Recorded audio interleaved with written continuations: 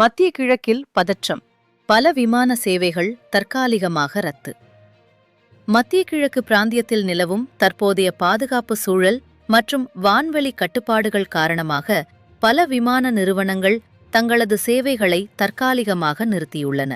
Saudi அரேபியாவின் ஃப்ளைனஸ் விமான நிறுவனம் ஐக்கிய அரபு அமீரகம், கத்தார், குவைத், பஹ்ரைன், ஈராக் மற்றும் சிரியா உள்ளிட்ட நாடுகளுக்கான தனது விமான சேவைகளை தற்காலிகமாக நிறுத்தியுள்ளது.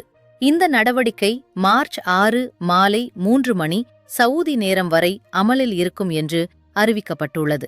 அதேபோல் Saudi airlines Dubai, Abu Dhabi, Kuwait, Doha, Bahrain, Amman, Moscow மற்றும் பெஷாவர் நகரங்களுக்கான விமான சேவைகளை மார்ச் 6 வரை ரத்து செய்துள்ளது. பயணிகளின் பாதுகாப்பை கருத்தில் கொண்டு இந்த முடிவு எடுக்கப்பட்டதாக தெரிவிக்கப்பட்டுள்ளது. இதற்கிடையில் ஏர் அரேபியா நிறுவனம் ஈரான் தொடர்பான பிராந்திய பதற்றம் மற்றும் வான்வெளி கட்டுப்பாடுகள் காரணமாக தனது விமான சேவைகளை மார்ச் 9 மதியம் 3 மணி வரை நிறுத்துவதாக அறிவித்துள்ளது. அமீரகத்திற்கு வரும் மற்றும் அங்கிருந்து செல்லும் பல விமானங்கள் இதனால் பாதிக்கப்பட்டுள்ளன.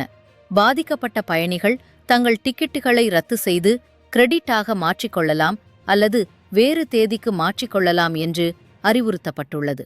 மேலும் எத்திஹாட் ஏர்வேஸ் நிறுவனமும் தனது சில சேவைகளை மார்ச் 5 வரை ரத்து செய்துள்ளதாக தகவல் வெளியாகியுள்ளது.